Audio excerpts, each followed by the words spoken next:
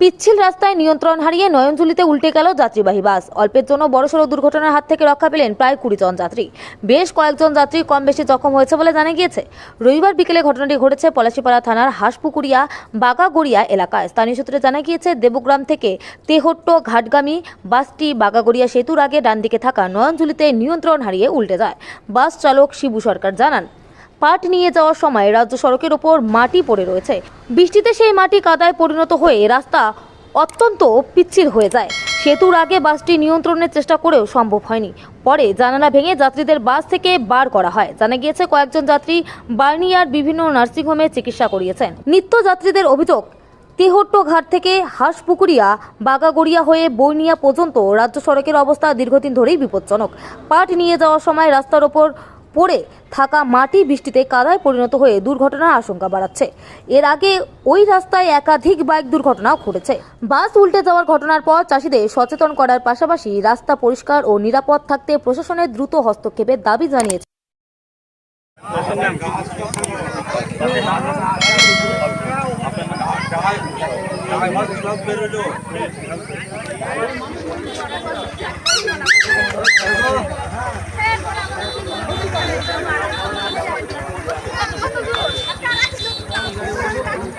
আচ্ছা, আপনি তো পালকি বাসের ড্রাইভার আছেন।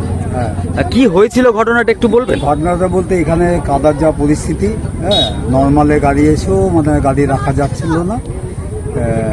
বাদিকে আস্তে আস্তে বাইরে যাচ্ছে গাড়ি, বাইরে থেকে ডাইনে নিলাম, সে গাড়িটাকে আর রাখতে পারলাম না, মানে আস্তে করে গিয়ে শুয়ে পড়লাম।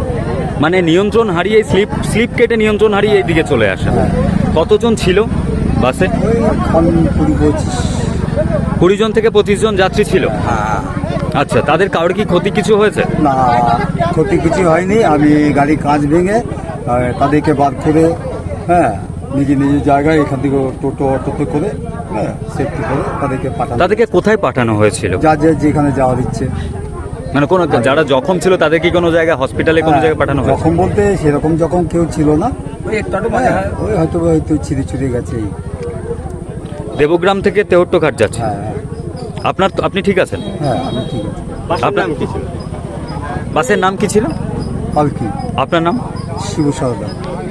যদি এখনও আমাদের খবরের দর্পণ চ্যানেলটি সাবস্ক্রাইব না করে থাকেন, তাহলে এখনই সাবস্ক্রাইব করুন, সঙ্গে বেল বাটনটি ক্লিক করুন আর পেয়ে যান সব খবরের দ্রুত ভিডিও আপডেট।